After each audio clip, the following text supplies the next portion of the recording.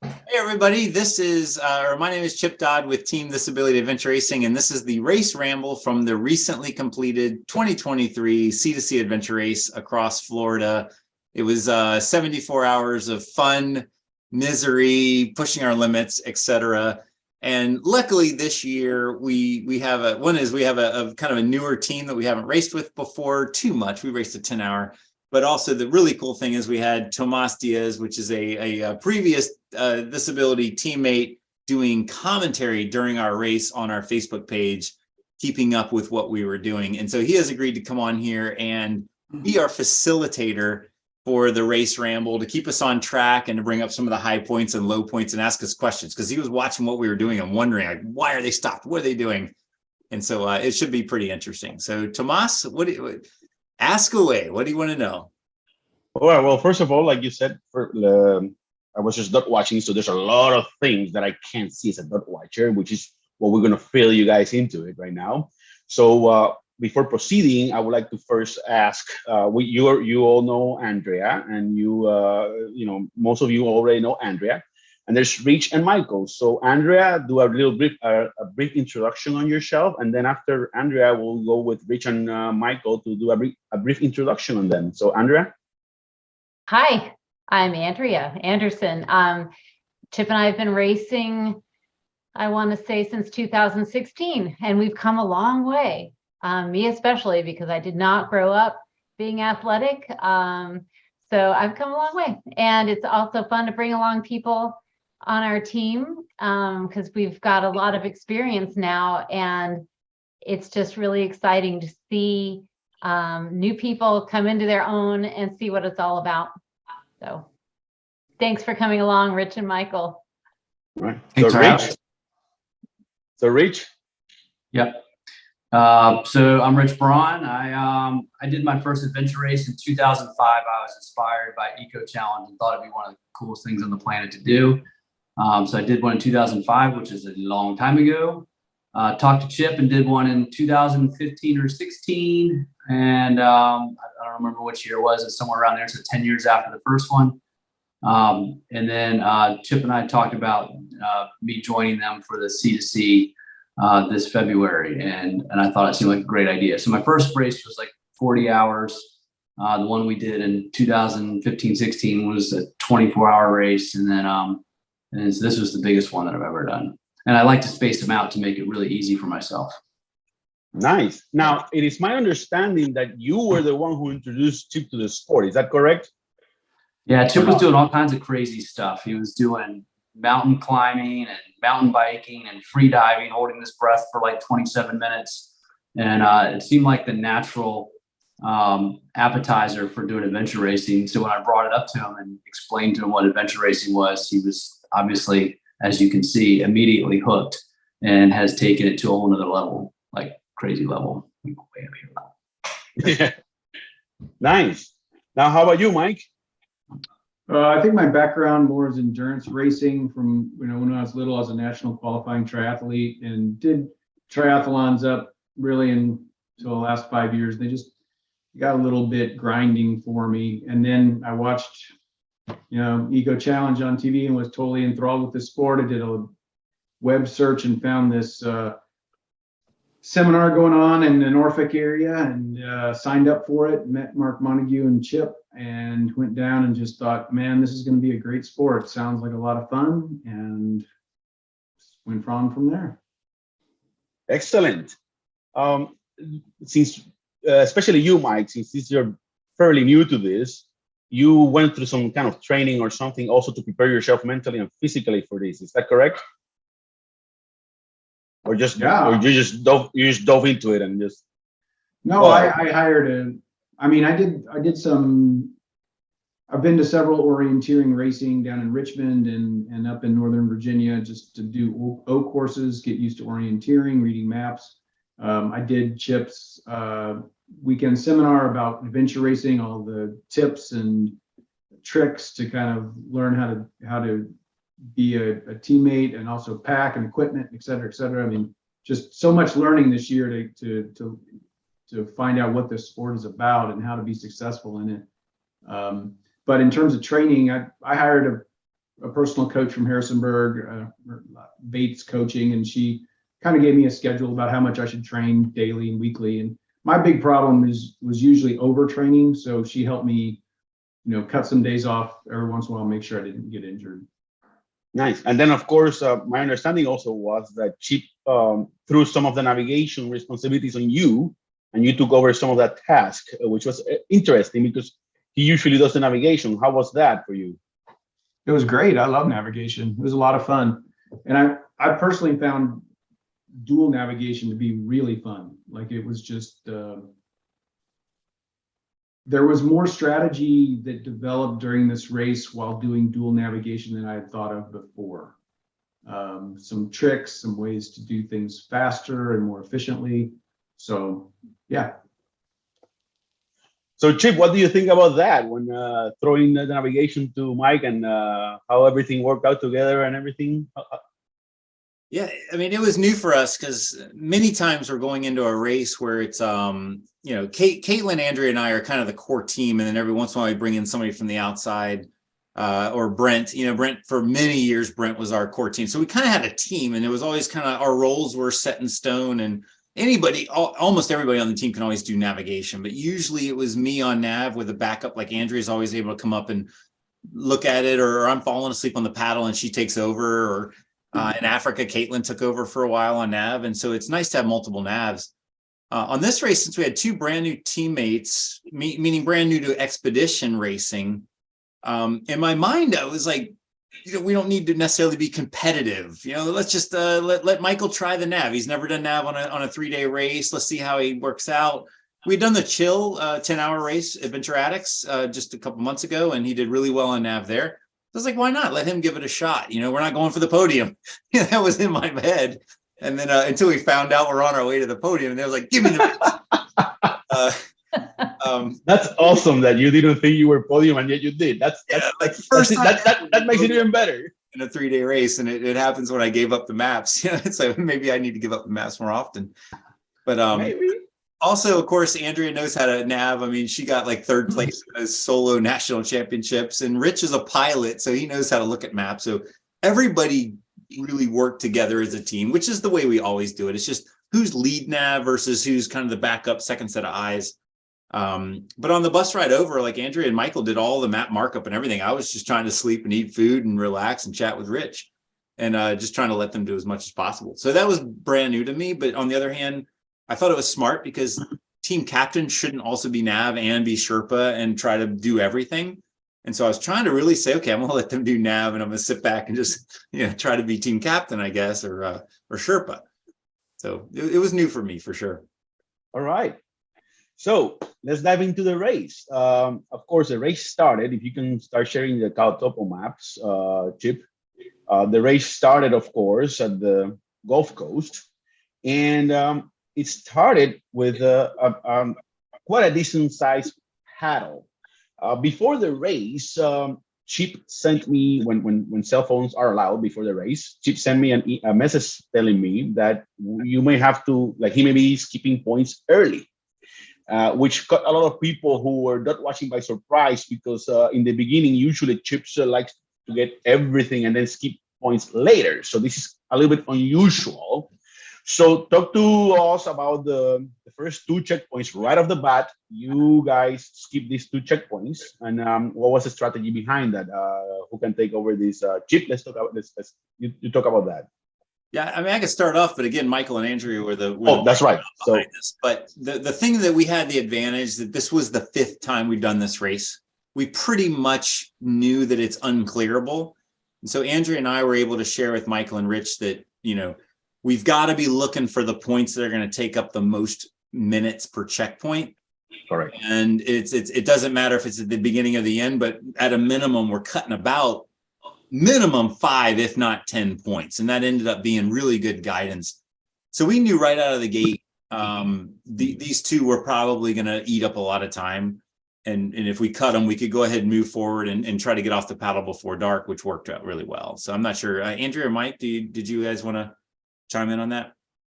Yeah, that was our original strategy, that these 2 points kind of represented fool's points for us, that it would be better off for us to try to get the paddle behind us and hopefully get on the bike before it got dark.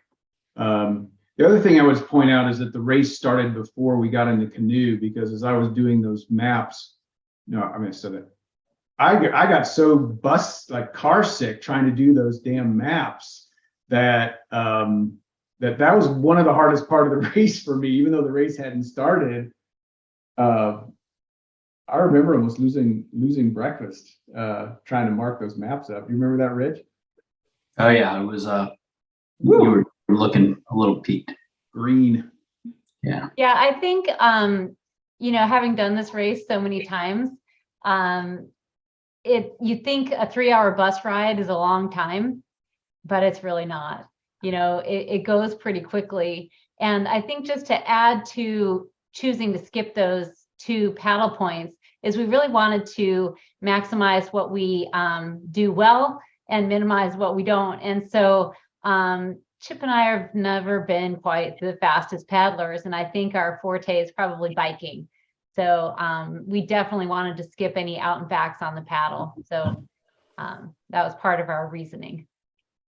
Now I want to add something, and that is that I think more than 60% of the teams participating skip those 2 points. So it's not surprising that a lot of people skip.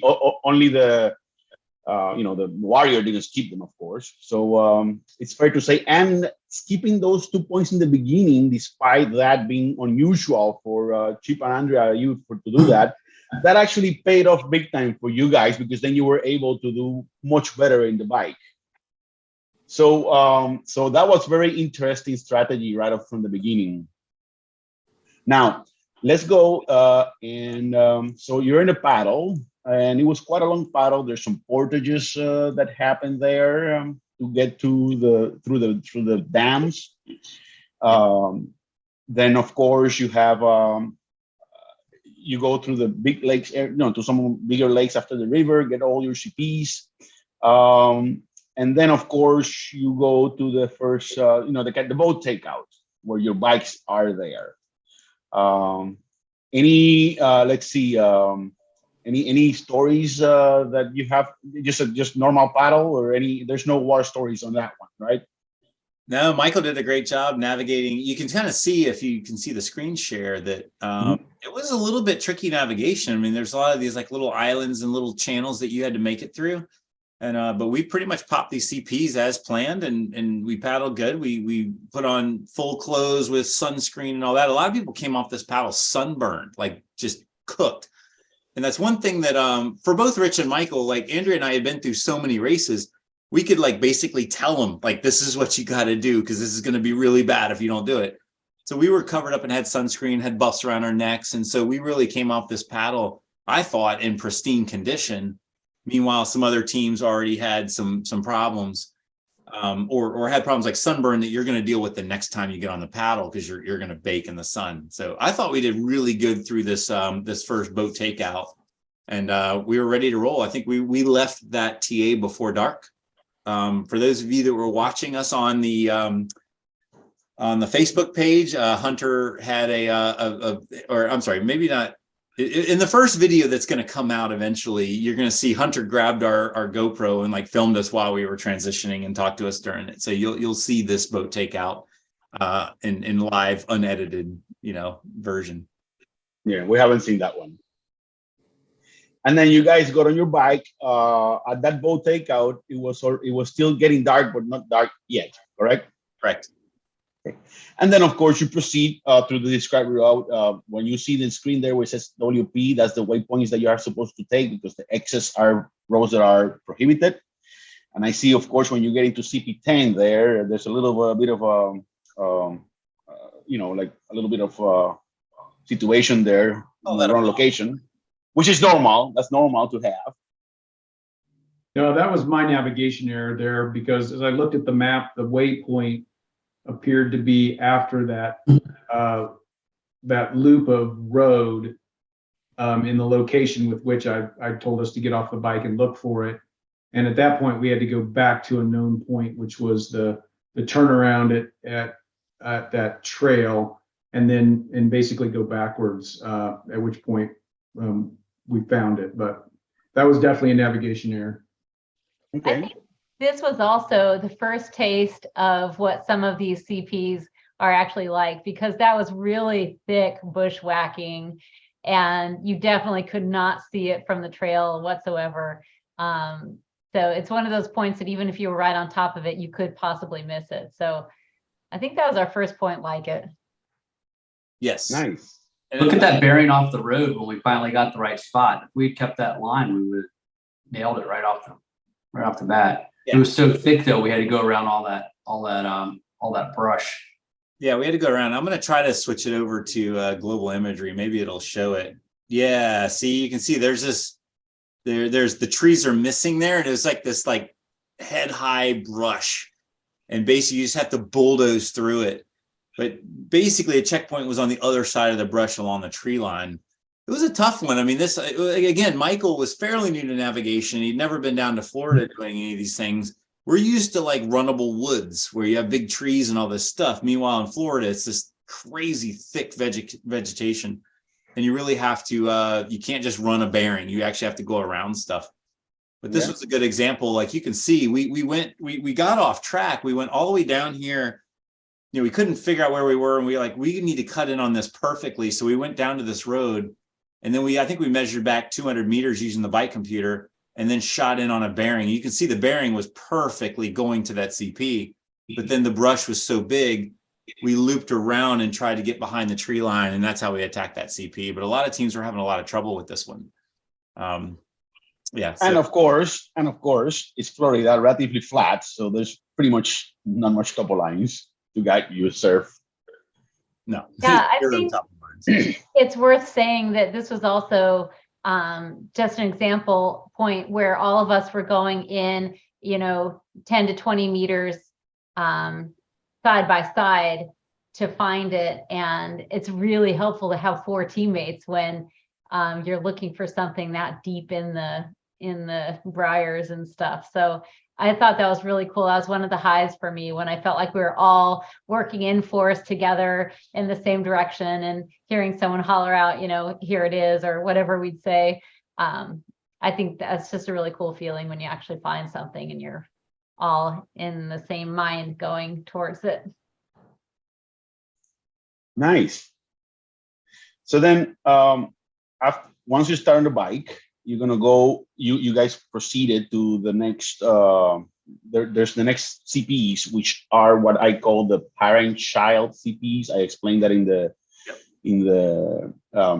the commentary, where your maps show only the A locations, but the B locations are on site. So you have to find the A location first, and then there's a map with the B location for each one of these, where the point is. So it's a little tricky because you don't know where the B is until you find the A. But then of course, the first one of that, the CP12A I see there, which is very near one of the bicycle tracks, but it's also like on this pond. And Chip said that there's an interesting story on that one. I don't know. So Chip, who can tell the story that you want us to tell us about that CP in particular? Who's better at? Probably Michael on this one, just because he was lead now on this one. So Michael, go ahead, because I don't know the story. So go ahead, Michael. Tell us what happened at this CP. What happened, Michael? Well, first of all, the map made it appear that this was a body of water, right? So we didn't know what that area was. We knew the difficulties of the trail. And so we elected to take the easy trail around with the decision that, when we hit this body of water, we can just skirt around it and find that checkpoint with the clue. And so we came around it with about the right bearing of, we stopped in the right place. We shot a bearing. You can see we started out and we were headed like right for the checkpoint. And then we hit some elevation and we went down and found out there was no water there. It was kind of more of a clearing. Because of the dense vegetation, we're veering off to the left, missing that checkpoint area. And then you can see this wild wandering that's happening. And at that point, it was going to be very difficult to find it without really an attack point. And so we made the decision to go back up on the trail and to find that attack point where the trail makes a southern bend, shoot a bearing from that point and go towards the checkpoint. And that's where you can see where we found it eventually. Nice. Very interesting. Yeah. Now, I want to add something here. The black line underneath, that is actually a paved trail, whereas the yellow line above, it's a dirt trail. So you guys selected the paved trails because you could probably go faster on the paved trails. Is that the case, Mike? It was double track.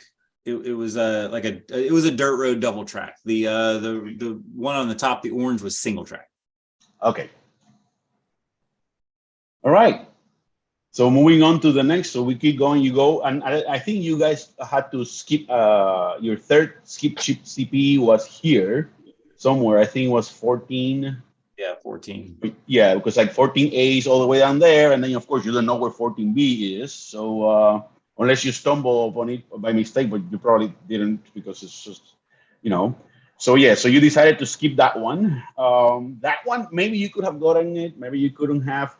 Still, it's kind of like another fool's point, so to speak, because it's a little out and back and out of the way, especially if you don't know where 14B is going to be. So then you skip that one, and then you kept going, and let's see, what's the next war story that you want to say, Chip, to concentrate on? Let me see. Well, I'll chime in here because we didn't actually do all that much thought to skip 14. That was actually an accident. But I think we all considered it somewhat of a happy accident, only because we thought we may have to cut this bike leg short. And so when I got up to 15A, I was the punch monkey. So when I got to 15A, I said, you guys, we've got a decision to make because our numbers were out of order. So when we realized it was that far back, we decided that's just going to be one of the ones that we skip. So it was actually good for us, only in the test that in the moment, you can't really let your emotions get too far gone. So I think I remember there feeling pretty disappointed that we missed that. But at the same time thinking, well, we just have to move on. You know, there's no sense in getting upset about this. Let's just make the most of it now. And it turns out it was a really great decision or a really happy accident. It worked out well for us. But I think that was a good test of our team dynamic too, because none of us were, you know, too upset about it. You know, we all saw it for what it was and just move on and take it for what it was. Right. And ironically, that actually somewhat helped you to reach the O section later on at a better time. So let's go ahead and keep moving on the road. So let's see, between here and the O section, you guys probably hit most of them pretty good. Let me see. We didn't have too many problems. We did, I think this section here with CP16, we were paired up with a couple teams. Raphael, I think, was back here riding, and that's when he hit his nose on the tree. And also, I can't remember their team name, but Jason and Cody and Al. Misguided. Misguided, yeah. So we were right there next to Misguided going through this, working together actually on these checkpoints. At this point, it's too early in the race. We had no idea, like, we're number 2 and 3 on the podium. But Misguided was ahead of you. At that point, Misguided was ahead of you. Yeah. So we're all friends. We were helping each other out. Yes. You know, as 8, you're going in and like, figuring stuff out. But we weren't like actively working together. It's just like we happened to be on the trail at the same time. And so that was a lot of fun being with those guys. So it's also worth asking Rich about the biking here. You know, I was really impressed with Rich. He has the least recent experience mountain biking. Yet that was our toughest trail. What do you think of that, Rich? Yeah, that was definitely my biggest concern going into the race was the mountain biking, you know, knowing that I was with 3 very skilled mountain bikers and very fast mountain bikers. And, I jumped on this team disability train, and my goal was just to keep up. So What I found was, I was giving it 100% of effort, and I would lag behind every now and then, give enough time for everyone to read the maps and catch their breath, and then I would catch up. I think you guys were, I don't know what percentage you were going, but you definitely were going 100% of effort, and then I'd catch up, and then everybody would go again. So it took everything I had to get through this leg and the next bike leg, really. But you did All great. right. There were no crashes. That's good. No crashes is good. Yeah, nothing significant. I think I got my knee on one rock and my shoulder on one tree, but nothing that kept me down. I forgot about those. And also, we learned a lot. I know Michael was talking about it, like the ability to look at a map board at night, figure out where you are while you're doing single track fast. That's not a skill you just pick up quickly. It's like you really have to train and do it for a long period of time to get you really need to use your peripheral vision. And we did a strategy I thought worked pretty good, where like I was in the lead and then Michael was navving behind me, so he could at least see that I was in front of him, and I would warn him, is there a log or a drop or something? So he could be looking at the maps while we were rolling. But for any team that, I know a lot of newer teams are watching our videos and stuff, but newer teams need to learn how to train like you fight, basically. Take the map board, go out, arbitrarily put yourself together a nav course using the map board at night, and really train on the bike at night. And that's what I think a lot of teams forget to do, that with a loaded pack, right? You need 20 pounds in your pack. And if you don't train like that, then you get out here to Santos Trails at C2C and you're like, whoa, this is so weird. And it doesn't need to be that way, Michael mentioned the challenges of navigating while riding technical single track, but did an amazing job. I mean, he was going faster than me while navigating, so he obviously took to it like a duck to water. Yep. Well, that's awfully kind. I haven't come up with a solution. There's one other problem I have, and that's that I have bifocals. And when you're moving your eyes down into your magnification for map reading, you lose peripheral vision. And so it really is a handicap to have bifocal glasses in that situation. I don't know how to work around for it, but it's difficult. I totally understand. And Chip understands that too. Yeah. I mean, I have good vision straight out, but I do have readers. And so I'm usually flickering between the readers and the up, but for whatever reason, I do have my peripheral vision, and maybe that's the difference. But also we've been doing it for like 10 years, or not 10 years, but a lot. And I think it's just 10,000 hours helps as well. Like almost anything. All right. So let's keep moving here. And then we go to the orienteering section that is in the middle of this bike ride. And on that section, of course, there's if you want to talk about that CP or whatever, but I think we can move on to. Yeah. There's a good story there. We can move on to the orienteering section, because on the orienteering section, according to the map, there it is. No, wait. Where's the orienteering section? Yeah, that one. There it is. So of course, the teams have to go to the transition area 1 and then drop the bikes there and then go do the orienteering section, which are all those CPs there in that triangular thing that you see there. Now, on these orienteering sections, you guys did really, really well when compared to the other teams. A lot of teams had to skip checkpoints here, and you guys didn't. Is there now I think Chip told me that there was an interesting story here as well in one of these CPs. Which is the one who's going to take on that story? Yeah, we'll probably let Michael do it. But I guess all right, just right out of the gate. I was telling Michael, like, we need to be surgical, and he's a surgeon, by the way. So it's like, it was perfect. Like, we're going to pace count everything. We're going to time everything. We're going to go in on a bearing. We're going to work together. We're not winging it. And he was just plucking these points off. I think you'll see in the video, I'm like, these CPs are like beacons calling out to us, come get me. I mean, it was almost too easy.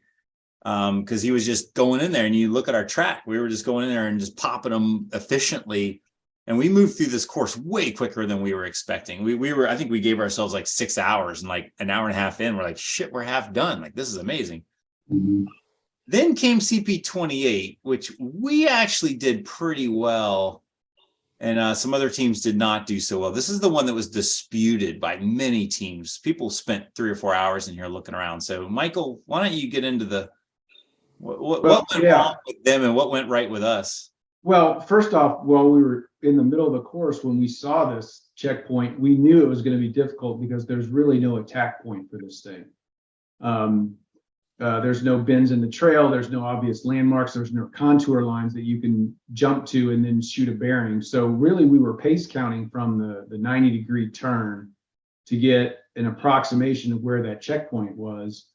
And then we basically fanned out and pace counted in to find the point.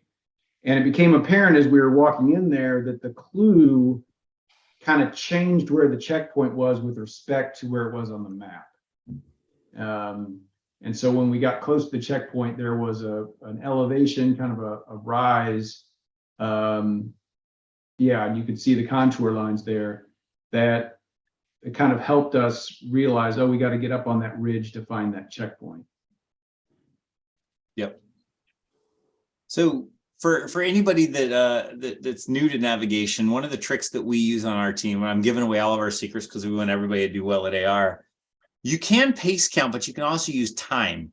And so I think from this corner that Michael's talking about, we went down here. We not only pace counted it, we also timed it. Because if you're walking at a brisk pace, basically it's 100 meters per minute on flat land with no bushwhacking. And so what you're seeing on this is my watch. So I was the one doing the timing. And then Andrea and I think everybody was kind of pace counting a little bit. So I shot in here, but again, we have 4 teammates. And so Michael was the one that shot in a little bit short of where I am. And we both kind of descended on the CP at about the same time. But the cool thing is we recognize that even though the CP looks like it's down in this topo, the clue is on the ridge line. And you can see by this, the checkpoint was actually misplaced just slightly. And but once we got up on the ridge line, we basically descended on it, no problem. But a lot of teams had trouble with that one. They either didn't read the clue or, but either way, anytime there's a misplaced checkpoint on the map, it throws everybody off. But we were really proud to get that one and then hear that a lot of people had trouble with it later, like spent 3 hours on this one point. Like, whoa, like we're doing really well. Like, it's worth saying, though, that many of the points you had to be looking at it from a certain direction to be able to see it. And that one was no different. It was not just, here I am up on the ridge line. It was kind of back in, in the foliage a little bit. So, yeah. Tricky. Very tricky. Because of this O section, this is when you guys jump several ranking positions overall, and when you jump over misguided, because misguided was kind of forced to skip more points here. Okay. So this one was this O section was very instrumental for you guys. Very good. Nice. So then, of course, it was the most enjoyable part. I mean, I really enjoyed that section. It was a lot of fun. Nice, especially since you were navigating it as well. That whole section looks like a lot of fun.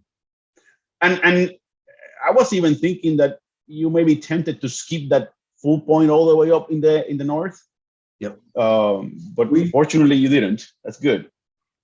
Yeah, well, we talked about it, but we were time-wise doing so well, there was no point for us not to go for it. Exactly.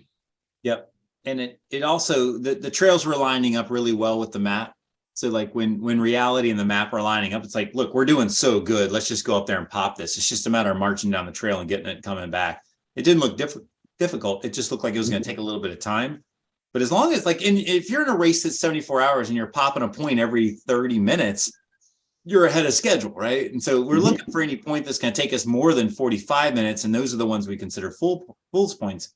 This one was like, if you're already at CP 25, you can get up to 26 and back down to 25 in 15 minutes. Why skip it when things are going well? Yeah, so we cleared this one. We weren't expecting to, and we were actually thinking about skipping some points, but we ended up clearing it. That's great. It sure set some false confidence for the next O course, though. All right, so let's move on now. It comes the big now after TA. It comes a big big bike section, which I think you didn't skip any points on this bike section at all, if I'm not mistaken, right? I don't Because think. here, no, I don't think you skip any points here on this big, but it's a long, big bike section. And I'm pretty sure there's some story from somebody here on this bike section. So who's the person to tell a good story on this long bike section from here to the trekking? Who? Mike or Rich? Maybe Rich. Rich, how was this long bike section for you, Rich? I mean, again, it's pretty much what I said. I hopped on the disability train. I was just trying to hang on. So it wasn't, most of it was not as technical as the first section of it. But it was still a lot of single track back and forth. There was one section where we had to kind of climb to the top of a mountain, and descend on a couple points in the cave. But for the most part, it was just long, and there was a lot of riding. And then once we got out of the technical side, we were doing some long straightaways with a lot of heat and the blazing sun. And there were some teams that were had not appropriately planned resources and had run out of water, run out of food. And once we were gotten into the long straightaway, so then it was just a battle of distance and heat and managing resources and trying to get to the next TA. And it was a long, soul crushing ride. And for me, probably one of the most challenging parts is not having the maps and not having a nav, and not knowing exactly where you're at. There was at the end, I thought we had about 20 kilometers to go, and I kind of mentally prepared myself for getting through those 20 kilometers through those long straightaways, long with a lot of sun bearing down on us. And so we were slugging it out, and we got through those 20 some kilometers and got to the next checkpoint. And I learned then that we had like another 20 kilometers to go before we were actually going to get to the TA. And it was a little bit soul crushing for me, and so I learned about myself. I need to have a better picture of the macro and kind of a better, frame of reference where we're at. For me personally, I think that some other people, maybe it's fine just to be in the moment and moving the pedals forward and not having necessarily a gauge on the distance. But for me, I kind of need to know where we are, when we're going to get there. And I missed that on this particular segment. And so we're getting through the last, 18 kilometers, I believe. We had 4 kilometers left, and we turned onto famous road 37, which we thought we had about 10 to 15 minutes left till we get to the TA. And we turn, and it's 4 kilometers of uphill soft sand that even Chip could ride only a little bits of it. And so most of it was hike a bike through the soft sand. It was hot, we were running low on water. And even though we had refilled, by the time we got to the transition area, I had already run out of the water that I refilled at the lake by filtering. So it was just it was a long slugfest in the heat to be faced with 4 kilometers of hike a bike and soft sand. So it was a physically challenging segment for me. You gotta love that sugar sand on your bike. Brutal. Brutal. Now, on this very long bike leg, we're already now on day number 2 because you already went over the night. So now you're on day number 2. During this bike leg, did you guys went all the way in without sleeping, or did you guys take a rest before? So it was all no sleep on this first night, correct? Correct. Yeah, Correct. All right. I think let me show one little section. I think it's here. Towards the end of this trail, this Marshall Swamp Trail, we there's a checkpoint. This is where it comes down to like the fact that we've done the race before really helped, because it looks like the trail, the main trail goes to the right, but really the main trail goes to the left. So a lot of teams I think got thrown off here, but because of a previous race, we had trouble here and we figured it out. So we popped this point pretty quickly. Went in, we knew to look for a ancillary trail on the right. and pop CP39. But we were doing so good. We found some park benches here with the bathroom, and we were able to bed down. I think we slept for like 20 minutes Actually, I forgot about that. We did. Okay, Yeah. so you did sleep. Okay, good. Yeah, we So slept. I you forgot did. that too. Yeah, you did take a nap. Yeah, it's well, Rich. I would assume that the whole 3 days is like one huge big day. That's it. That's the Big thing. blur. Yeah, it's a big blur there. One huge day. Yes. Yeah, so I think we just laid on park benches and we gave ourselves 20 minutes, used the bathroom and all of that, and everything was good. And we could refill with water as well. I think there's water there. And then the other thing we took a big break over by the when the sugar sand really got going. We took a break to refill, and I think that's right here. There. That was right at the checkpoint. Pond. Yeah, this trail was unrideable to get up to this checkpoint 41. So we dumped our bikes down here at the road, and then we hiked in. If I remember correctly, it was like a click and a half or something. And then Michael and Rich decided that they just needed a bath, and they laid down in the water and cooled off and wallowed around like a walrus or something. But we all filtered there, and I'm really glad we did, because we would have run out of water if we had not have done that on CP41. So that was a huge relief. But we took a lot of time there, but I think we really needed it. And that really is what helped us persevere to get to the TA after this and get through the sugar sand that Rich was talking about.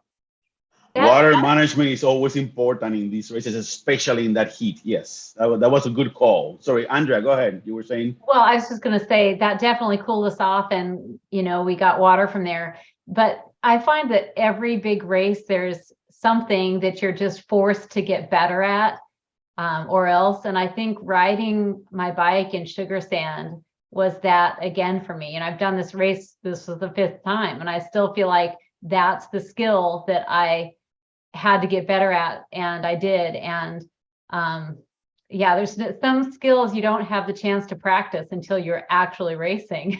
So that's why I say, there's usually something that the race just forces you to get better at, and that was it for me.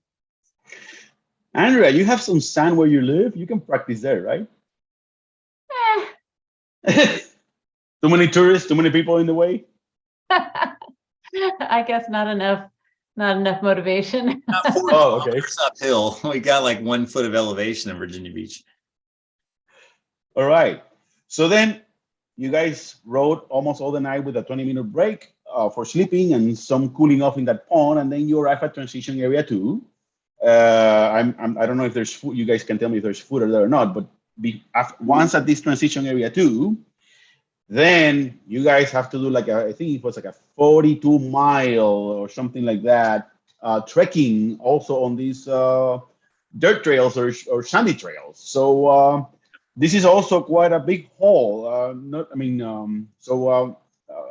Who's going to talk about starting? I'm guessing you guys also took some break there at TA2. Yeah, this is one of the, that's the one amazing thing about the C2C is that many of the TAs have hot food. Or you come in there and you place your order, like what we did, because I can't do gluten. So I'd hand them gluten-free bread and say, hey, make me 4 sandwiches. I'll be back to get them. We go get our stuff sorted, and then the sandwiches are in aluminum foil ready to go. And so I could eat on the trail. But the TAs are so amazing. You just want to stop and take your shoes off and sit there and eat a sandwich. I thought we did really good getting in and out of this transition. It was at this point, I think the information had leaked that we were doing really good. And so then the competitive part starts kicking in, going, oh, you got to go. Like there's a chance of podium, and we're doing pretty good overall. So we didn't lollygag around. But I can't remember who all did it, but there's a natural spring here that's like a big swimming pool. And I got totally in and got all of my clothes cleaned and felt just, as I came out of this TA, I felt like I just got out of a shower. I felt great. I felt fed. I'm not sure if the other guys did the same thing, but day and a half into a race to have a full out submerged bath in pure fresh water was amazing. It was too cold for me. I got in about thigh deep and said no. How are you, Rich and Mike? Did you guys dip into the spring or not? No, I didn't want to be lulled into all those luxurious things, and so I thought I'd stay rough. Okay. And dry. So now it's still hot. The weather is still hot, and now there's a big, long trek ahead. And of course, in this long trek, you guys didn't skip any points. Let's look at Chip, any points in particular that you want to talk about? This one's a funny one. I'll let Rich and or not Rich, Michael and Andrea talk about this one. All right, Michael, Andrea. Go ahead, Michael. This was the first checkpoint on the long hike, and it at first seemed like it would be fairly straightforward. There was a nice re-entrant about 700 meters up the trail that you could use as a kind of an attack point. We went up to where the trail kind of turned and then shot a bearing to the checkpoint. And what was interesting about this is as I followed my bearing, I came exactly straight to the checkpoint and found it. And when I turned around, I was completely by myself. I couldn't find anyone else. And so I turned around and walked back and started screaming for everybody. And I think it was probably like 10 minutes before I got their attention. And then when they came to my voice and we turned around, checkpoint was hard to find. I did not shoot a bearing. I did not follow my bearing back to find them. So it cost us, I don't know, maybe 5 more minutes to find the checkpoint again. But So I'm the first one who hears Michael, and you would not believe how loud it is inside the bush back there, because the palm fronds are like just rubbing against each other. I mean, it sounds like so loud. You have to literally stop and stay still to hear anybody.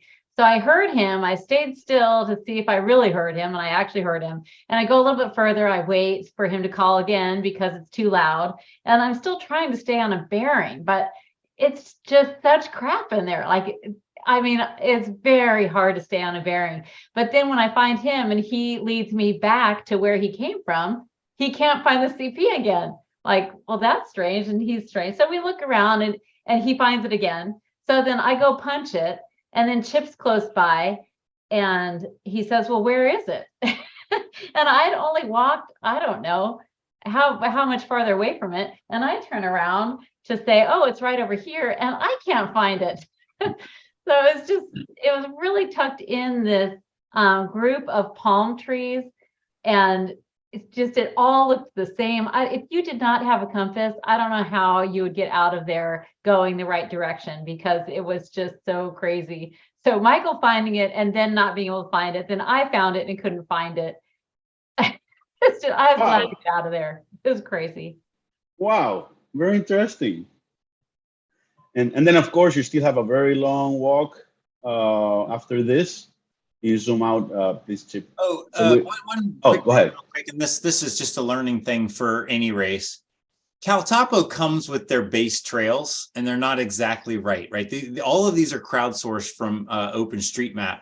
And so what Eric did, which is the designer of the course, he put in this orange trail. And as you can see, our track is right on top of the orange trail. So he added that trail. So I think also what probably got us mixed up is Michael and I at this point don't realize that there's not 2 trails.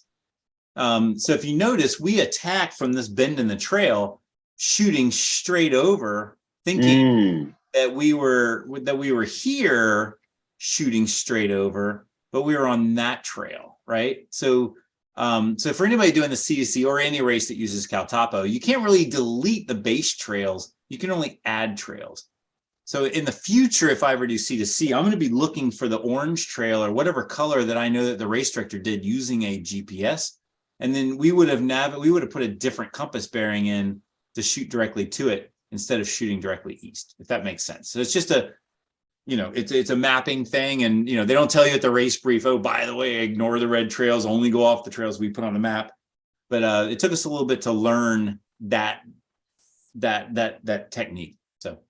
Right. And navigation on C2C can be a little bit challenging because of this and these types of things with Cal Topo. Yeah. So we keep going up, and then let's see. And there's no here way up there. Is there another CP story that? Oh, you guys took a nap, sleep there because it's already dark. So you guys, so how much time did you sleep there, Rich? We got 2 hours of sleep there. It took us about 45 minutes to get going after the sleep, but it was 2 hours of sleep. So this is second night, 2 hours. That of was sleep our there. longest. Yeah, that was our longest sleep segment. Okay, a good 2 hours on the second night of sleep. That's good. And did you just found some patch, or what did you? I mean, what just lay down on the floor, or what do you guys do for sleeping?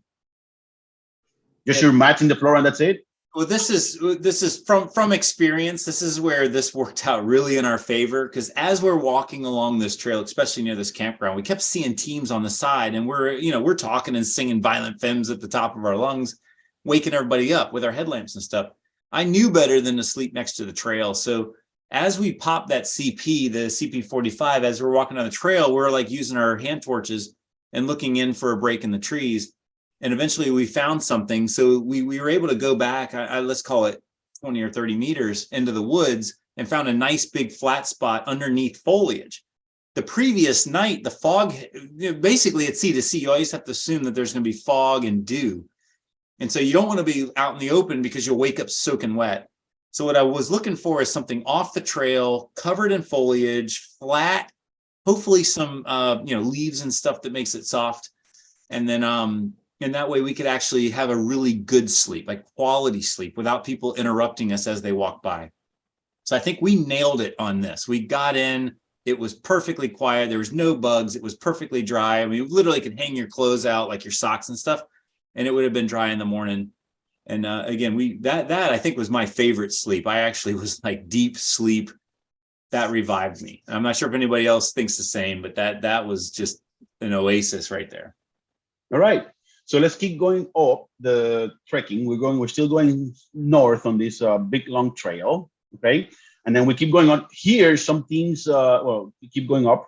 Yeah, this is we got whacked on this one. Oh yeah. Oh yeah. Because okay. So who's going to talk about this one? This is probably Michael. He was on lead nav on this one, and this we got really confused in here. So Michael, go ahead. Yeah, so you can see the portion where we went out and back. There was a map, there was a trail that was not on the map. And that trail looked like it was going in a northerly direction that we wanted to go to find the checkpoint. But as you can see, it's west of the checkpoint. And so as we got further along that trail, it became obvious that we had gone way further than where we would expect the checkpoint. And then we crossed a road. You can see the road on the map. That wasn't on our maps at all. Nope. So not in a place where anything made sense. So okay, fine, let's go back to a place where we know where we are. We went back to the trail, we turned south, we used our compass bearing to know, okay, we're now at this corner. Let's turn around and find this pond to the north. And Chip did a great job of shooting that bearing, knowing kind of where it was. And then once we got in there and well, that was the first time we saw a gator too, wasn't it? Yeah, I think so. Yeah. You're like, oh, there's some gator eyes. Like, we're going around that thing. Then we were able to attack the checkpoint from the east side. Yeah, but you kept going also kind of northwest after that, instead of going down to the trail. We were trying to find the trail to get, the north-south trail. Oh, the trail that you already know that was there. We knew it was there. All right. So then we could get back quickly to where we were going.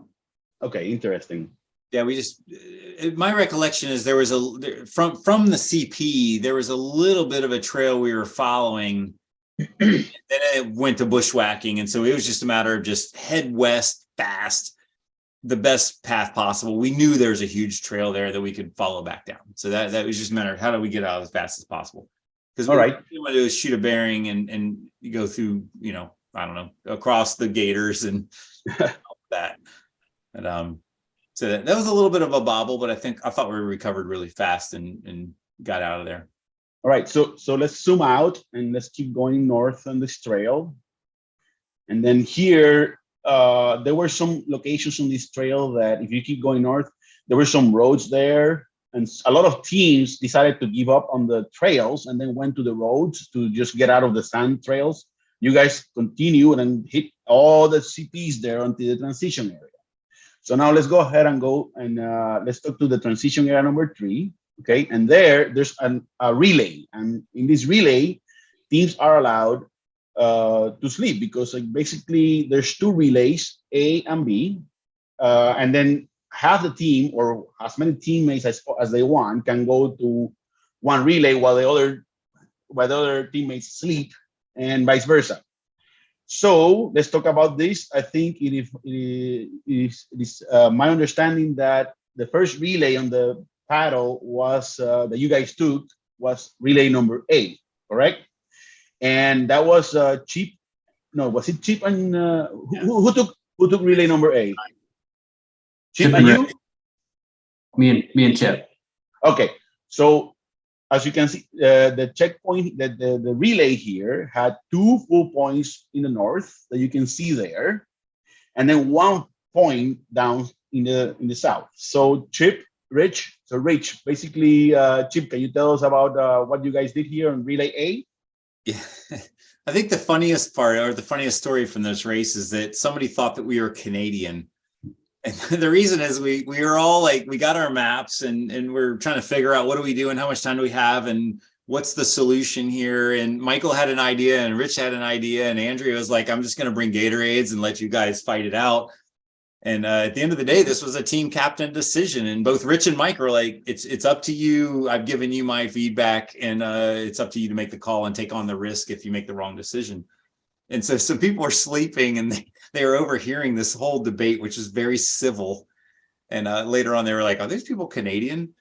So either way, what we decided is because there were points both on A and B, there were points above the dam and below the dam. And we had just come in, you can kind of see this from right here, we ran down this trail and it literally probably took 15, 20 minutes to get down that trail. And so there was boats up here and boats down at the TA. We very quickly realized like, that's a big expanse to go from this side of the lake all the way to that side of the lake. And it was windy.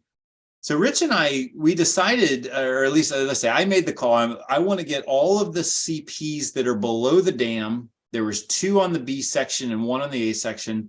And we're going to give up all the points on the lake section, on the upper section. And I'm really glad we did that. Just for context, TA3, Rich and I put in and went down to this, whatever this is down here, CP A3. Just going from TA3 down to CPA3 and back took us like 33 minutes. And we're talking no wind, there's a little bit of current, no navigation. It was just go down and go back.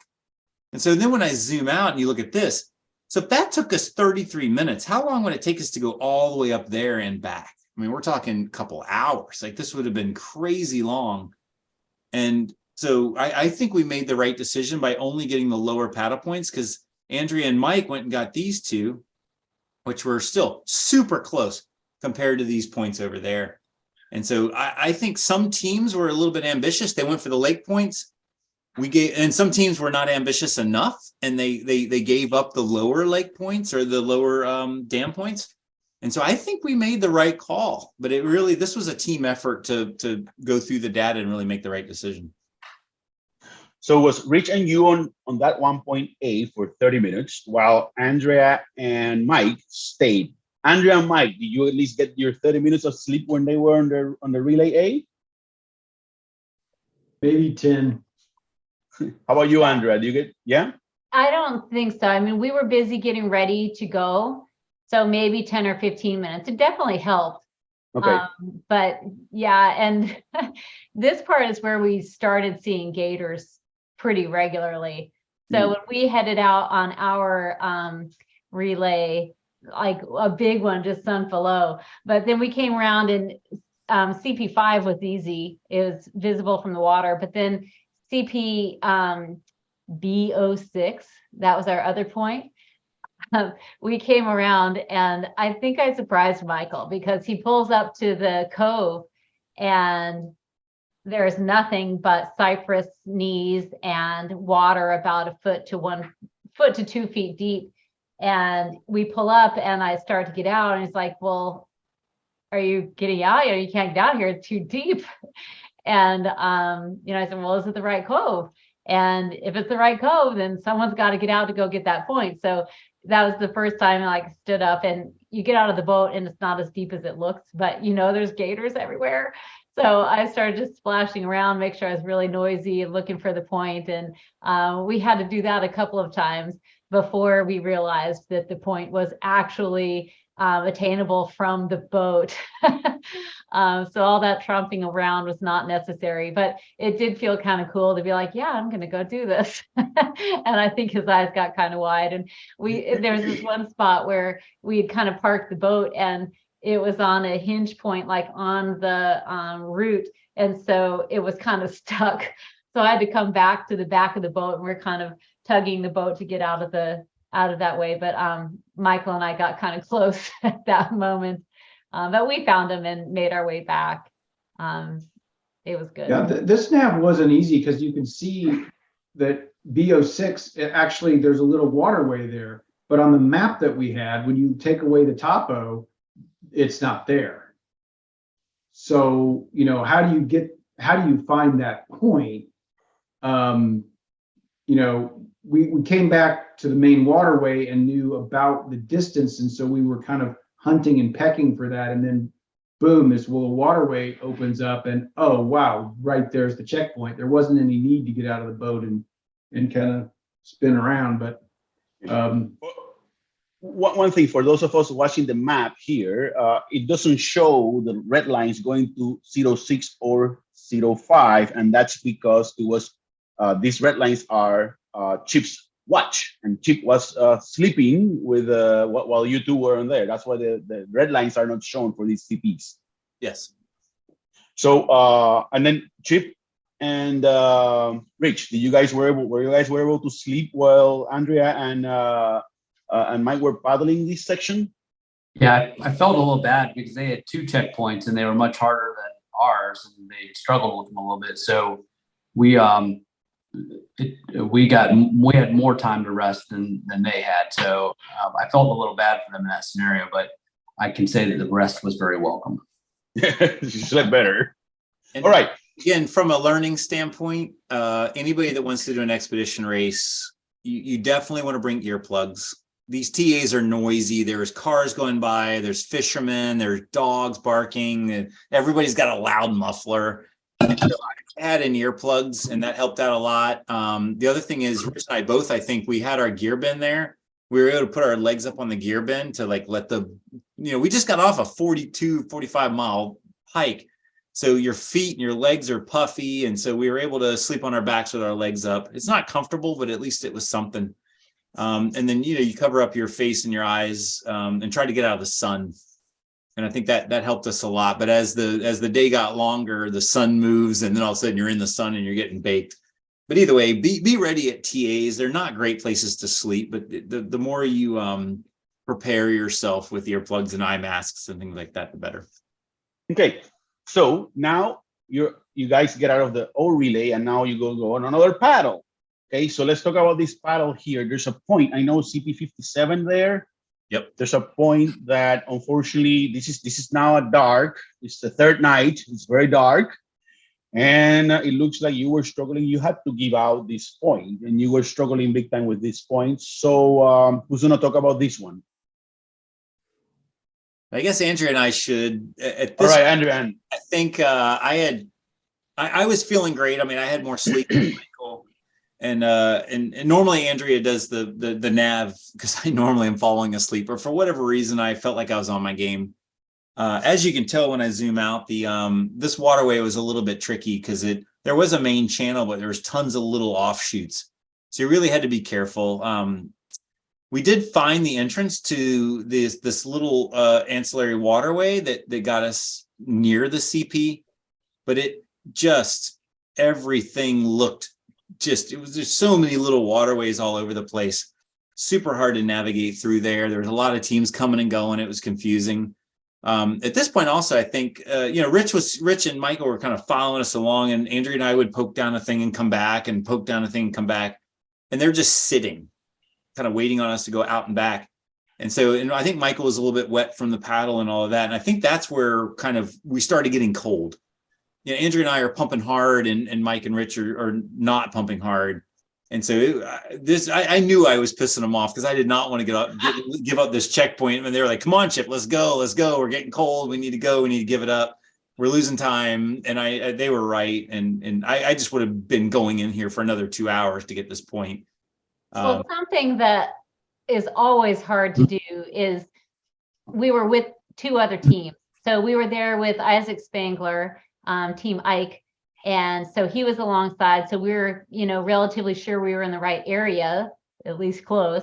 And then we see Shane Hagerman's team back there too, which, great navigator.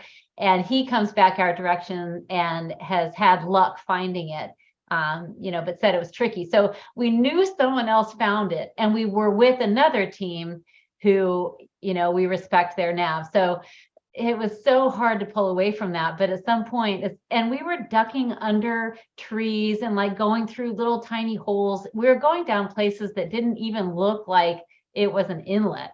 Like, I think I would have given up really quickly if I were on my own, because it just didn't look like we were going down anything that was significant. When you look at the map, it looks deceivingly simple. Maybe not this one with the satellite imagery, but the other one makes it look super simple. Like, oh, you couldn't find that turn, but it was way more complicated back there than what this map represents. For me, I learned a lesson on gear too. I had given up my rain jacket and my rain pants. It was, it's like 60 degrees out there, so it's fairly warm as far as in the middle of the night goes. In hindsight, I would have absolutely put some rain pants on and a rain jacket just to stay dry, because even though it's relatively warm and you're moving and you're staying, your body heat, your core temperature is staying good. As soon as you slow down or stop, you're damp, you're wet from the paddling getting all over you, and rain pants and a rain jacket would have made a big difference.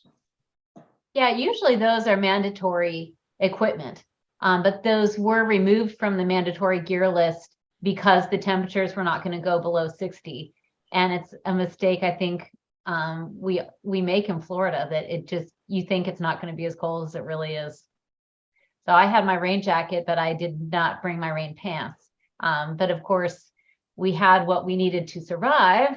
But, going out of there with already all of us getting a little bit cold, and knowing we still had a ways to go. That's when things started getting kind of hairy. That's when things got off the rails. Yes, and it's hard to give out CPs like that. Now, once you get out of these, squiggly lines here in the river, then you have this little larger mass of water, and this is where sleep monsters happen. So, who's the first one here who's going to talk about sleep monsters and what they are, and what do you guys see? How about anyone had a very interesting sleep monster experience here? This is Rich and Michael. All right, Rich, Michael, talk to us about the sleep monsters that you saw on this larger lake area here. Well, when Chip and Andrea were looking for the point, and well, we were too, but we were, like, as Chip described, we would sit out while they would duck in and come back out. Michael started to get a little bit fatigued, and his muscles were cramping up, and he was getting a little bit cold. And as we started getting near the end of this, kind of in that top left-hand corner of the river here, it was clear that Michael was both getting the sleep monsters and I think a little bit hypothermic. And Michael, maybe you want to talk about how you were feeling at that time.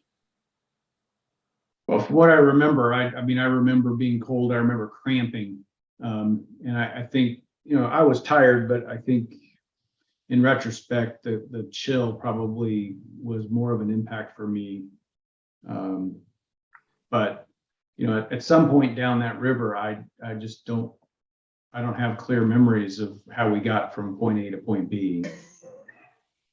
Yeah, it got to be a little bit scary. So as we're coming down the river, I communicated to Chip and Andrea that we really needed to get, Michael on shore and get him some sleep and warmed up. And, all that you see in the river there's zero civilization. It's all gator land, swamp on either side. And so we decided the best course of action would be to exit the river and cross the lake and get to, some place that was better. So as we exited the river, we could see lights directly across the lake, where we kind of went straight across and touched. And it looked like a commercial area where it would be a good place to, set up camp for a bit. And so we paddled straight across to the lights. It was not the shortest distance to a checkpoint or to the TA. It was just the shortest distance to land.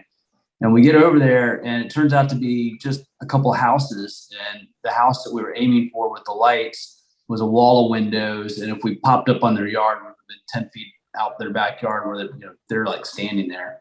And so we were going to set up a bandit camp. I said, Chip, why don't I just go knock on the door? I don't want to freak these people out. And Chip's like, you know what? Let's go over here. Maybe we can find a different place. And then this is where I think a big lesson in communication came.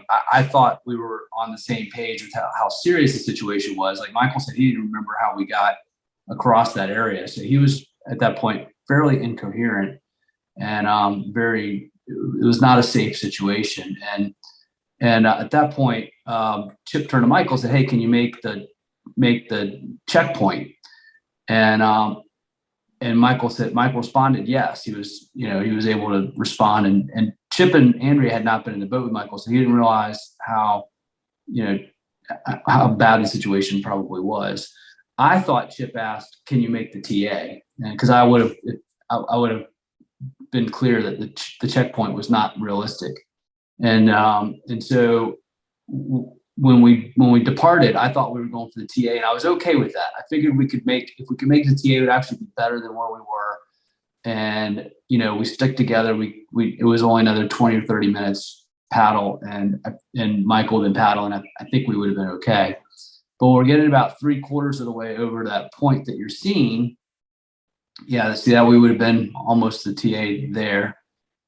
But but Chip was taking us to the checkpoint because there was, again, I blame that on my failure to communicate. But the about 3/4 of the way over there, we're going to the darkness across this expanse of water. And I'm like, Chip, I don't like this. I don't think we're going to make. I don't see where the TA. I don't see any cut in the water. I don't see any lights. I don't see any human activity. I don't think we're going to make the TA over there. Of course, I don't have the maps, so clearly we weren't going to the TA. Chip goes, TA, we're going to the checkpoint. I'm like, what the fuck are you talking about?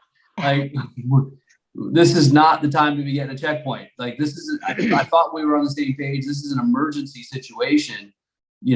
Like Michael could fall out of the boat at any point in time. We've got to get on the land. So at that point, we decided the best course of action was, we were close to land, was to continue going to land and find a place to get, to get Michael warmed up. So also somewhere along that point when, Rich said, what are we doing here? And Chip had, is the one with the maps, and in his mind, we're going along the land in case we need to land, which is further out of our way than going to the TA or the CP. But at some point along there, I started talking to Michael thinking, well, if we can keep him talking, maybe that'll wake him up, whatever. And he was really slow to respond and just did not sound like himself. I asked him his birth date and stuff like that, and he was able to respond, but it was delayed and scary. So that's when I feel like I realized this is this is an emergency now. Like, that's when I realized it was an emergency. And again, what Rich was saying is we need to, in the future, be a little more, take the time, I think, to really assess the situation while we're talking. Because when you're yelling across boats, and you're not the one in the boat, you're not sure what you heard. And so I think that communication piece is something we'll definitely do better next time. But then you can see where we decided this is an emergency. We just went straight for land or for what looked like land. Chip and I pulled up first and kind of just scoped it out to see if there was land or not, because most of the area there is just cypress and swampy stuff. So we actually found a spot that we could nose into. Right when we nosed in, I see a baby gator. It was probably 12 inches long. Okay, well, it's just one little gator. And, we look up there and there does seem to be a flat ground area. So there is a place that we can actually stand up. And so we pull back out and we tell, Rich and Michael to pull in there, and we pulled into the side. And then, I don't know, then Chip hopped out of the boat. Maybe you should take it next, Chip. Well, before Chip does, I think it was an almost surreal situation. As we're nosing in, you've got poor Michael, sleep deprived, hypothermic, and he sounded like a drunk person. And as we're nosing the canoe in, he points, he goes, "Oh, there's a gator." And then he points a little bit to the right. He goes, "Oh, another one." This is as Chip is hopping out of his boat to help Michael get out. And then, "Oh, and another." Like we were in a nest of baby gators as Chip's hopping out of the boat with his paddle. Yeah. Mike, do you remember that, or were you so out of it that you don't even remember that, and that what erased from your memory? Yeah, I don't remember that at all. I mean, oh, you don't remember that? Hmm. Wow, that's fascinating. Yeah, he was in La La Land.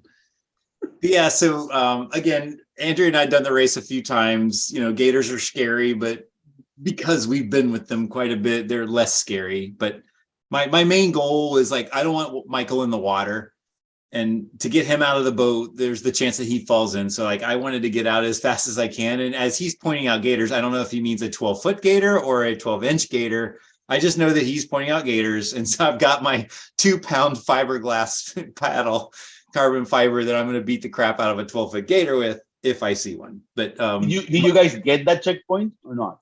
No, we ended up, it was at that point, it was an emergency. We just needed some sleep. As you can see on the map, because it's my track, but and you can see as we were progressing along the coast, the idea was that going across a large body of water, and this is where Rich and I kind of miscommunicated, but I was like, it's kind of dangerous to go across this big body of water. Meanwhile, he's going to fall in. Even though this one was not a good idea, maybe if we just follow along the coast, we can make it around. I'm trying to be competitive. I know that we're doing really well, and I want to get the CP. And Michael said he could do it, so I suspension of disbelief, believed him. So were you guys able to take a nap there? Yeah. So as we're cruising along here, we were next to the shore, so that if anything really did happen, we could bail to the shore really, really fast. We did not see those docks, though. Those docks look like they're lit up really well at the north there. We didn't see any of those. No, we didn't see those docks. It was too dark, and we didn't know they were there. But we knew we were near shore. That was the main thing. In my mind, I was thinking, as long as we stay near shore, maybe we'll find something or whatever. But either way, so we find this little this gator's living room, and I hop out and I look around really fast, and I found, okay, there's some flat areas, there's some dry areas. We really got lucky because it was a beautiful little campsite. And we had again, we weren't going fast and light, because we're at this point, this is a training mission. This is not a front pack team with limited gear. We had sleeping pads, we had space blankets, we had thermal gear. I mean, Michael had a puffy jacket in his kit. So we were able to get him out of the boat, get him sitting down, and get a puffy on him, get him dried up, get a space blanket on him, got him to stop shivering. That's the other thing for anybody that's new to adventure racing. If you're on a paddle for 15 hours and it's cold, your legs aren't moving, but your upper body is moving. And the minute you get out of the boat and your blood circulates from your legs to your core, you're going to immediately go into hypothermia because all that cold blood that's been pooling in your legs is going to circulate. And it's really kind of funny. I warned Rich and Michael that this is going to happen.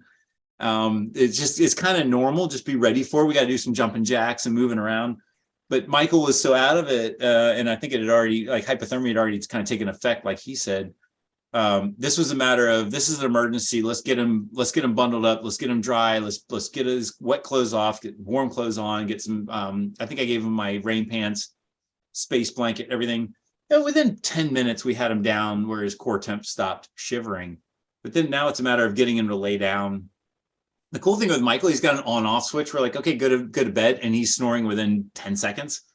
But I think the funniest thing was within like 7 minutes of him laying down after all of this emergency, he pops up and he looks at his watch. He goes, crap, it's 10:30. We got to go get CPs. I'm like, yes, he's back. Let's go get the CP. Yes. We're like, no. Let's give him another 10 or 20 minutes.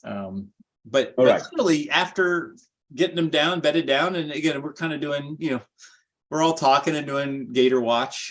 Within 20 minutes, I think he was kind of back at it. We did record when he woke up. We were telling him the story on the GoPro. So that's going to be in the video, the interview of Michael when he woke up from his hypothermic sleep monster stupor. So Nice. Rich, tell me about the sounds you were hearing. Well, so we're packing up our packs ready to go, right? Because we pulled all this crap out to get them warmed up and sleeping pad, and so we're packing our stuff back up so we can get back in the boats and continue with the race and get to the TA. And we stand up, and I heard what sounded like, and this is my sleep deprived, I can't believe we're in the situation brain telling me that it was an outboard motor, and so it was like an outboard motor starting up. And I'm like looking for a damn boat, and there was one way across the cove, but it wasn't moving, and the sound stopped. And it took a few minutes to register. With it, Chip and Andrea are looking for the paddle sliding down the tree, like maybe that's the noise it made. But we're pretty well, I'm not pretty certain. I am 100% certain that Mama Gator was coming back to her lair to tell us to get away from her babies. Or hopefully she was telling us they're not about to eat us. I'm not sure which, but we got out of there. Yeah.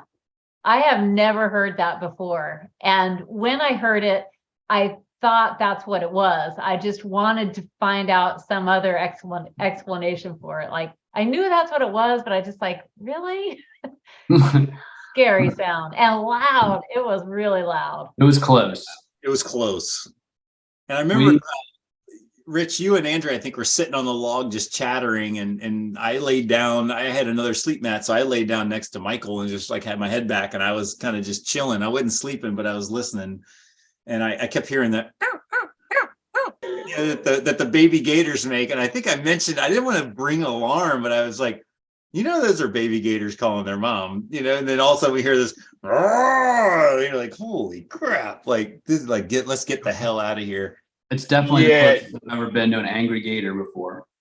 Yeah, you don't want to see the mom. Yeah, you do not want to see the mom.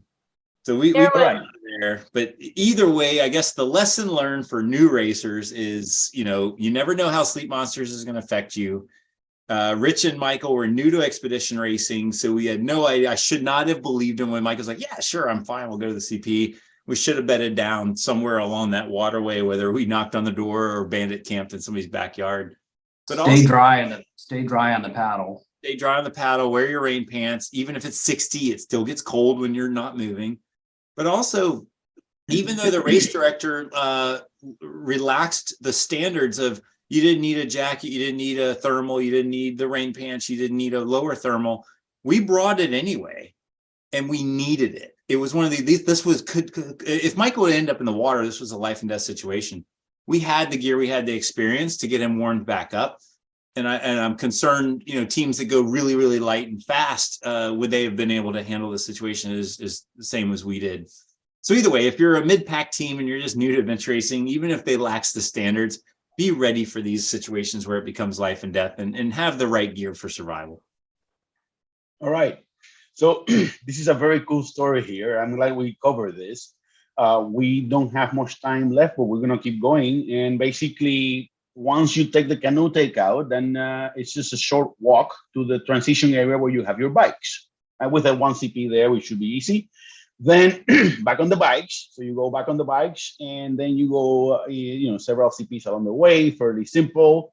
And then you go to that big O section there. And this was supposed to be another one of those parent-children CPs where you have to get to A first and then to B, but apparently they gave you maps with all of the locations, so you had to get the A-B pairs, which means that even though it looks like you guys got 3 C checkpoints there, you really got 2 because you only got 1 pair of A-Bs.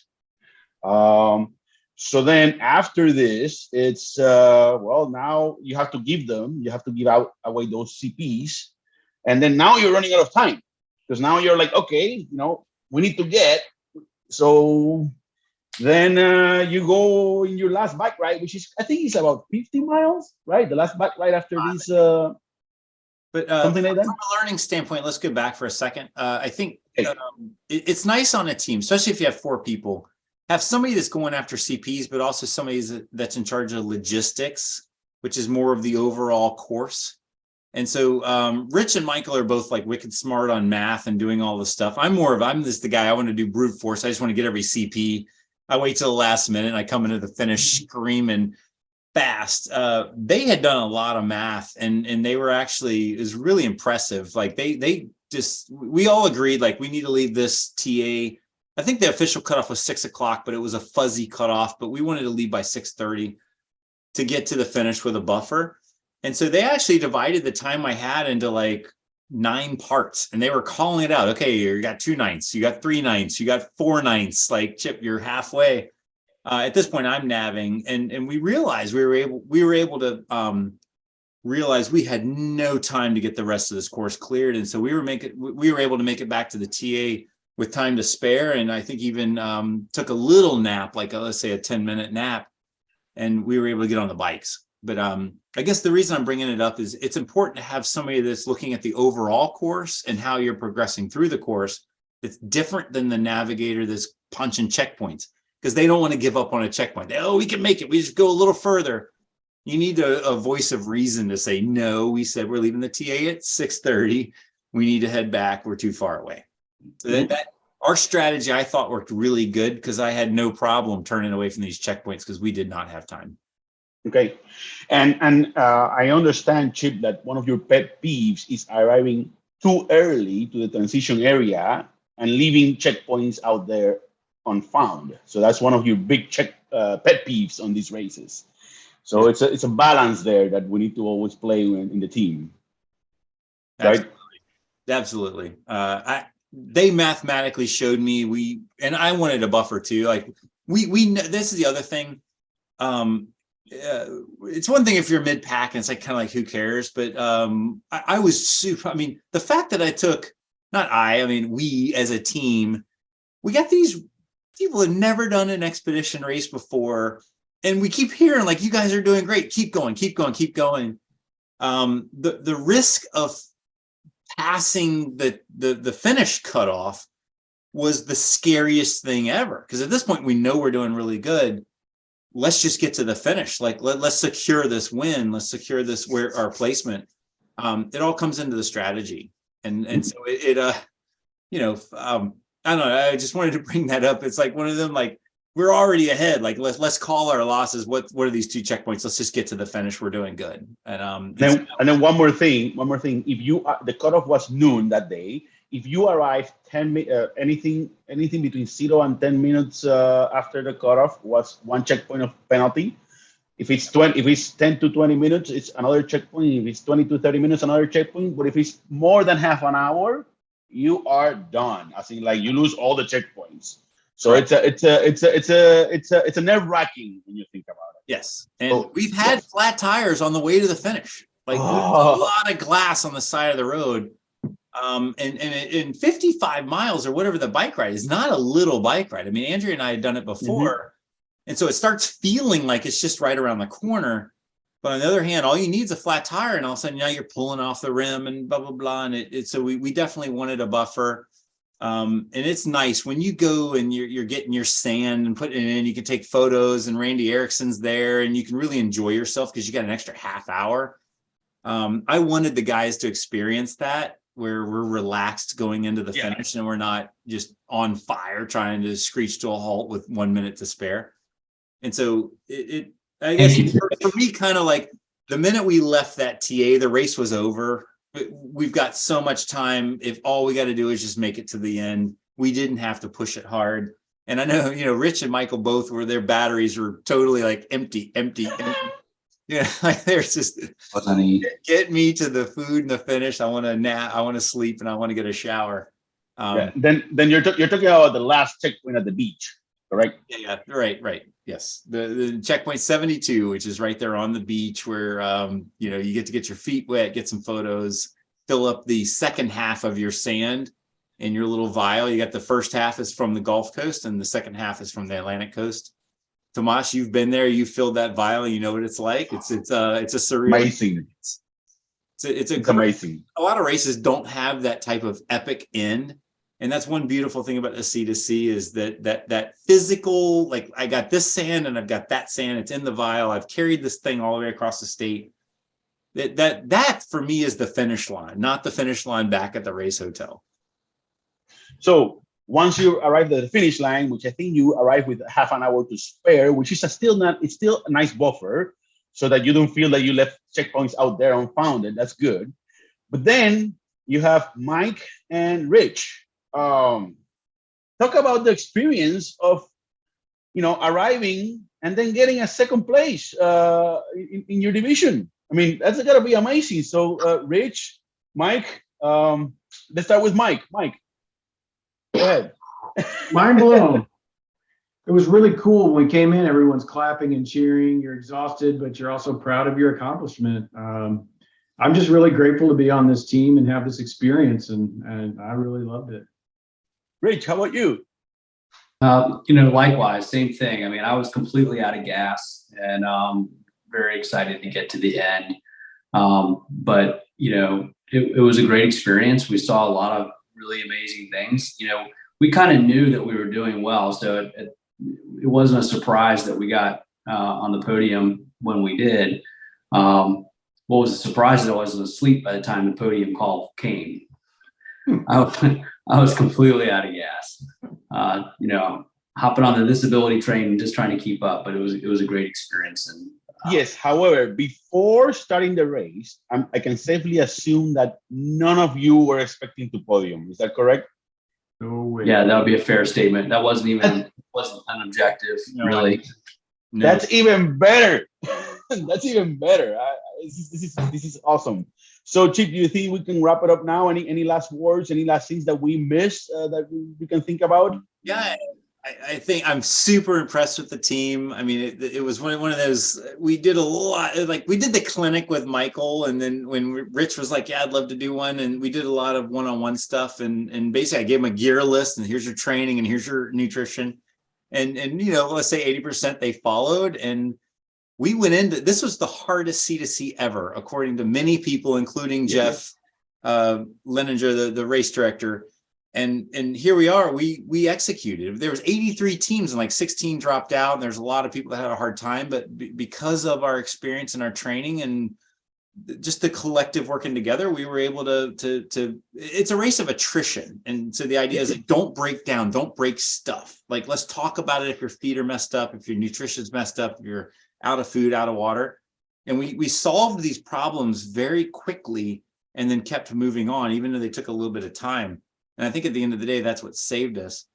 But also I would say, reach out to other teams that are experienced and say, hey, every once in a while, do a race and bring on some new people to these expeditions. Like Tomas, we did Endless Mountains with you and Jason. You guys had never done a big race. And it's just not fair to make the racers go from 24 to 3 days and they don't know what they're doing. It's really nice, I think, when teams pair up with more experienced racers to help people get across the finish line. Because now I think Michael and Rich could totally do the next C2C on their own. They could build their own team. They've been there, they've done that, they have the experience, they have the gear, they have the training, they've seen it go off the rails and how do we repair it and get back.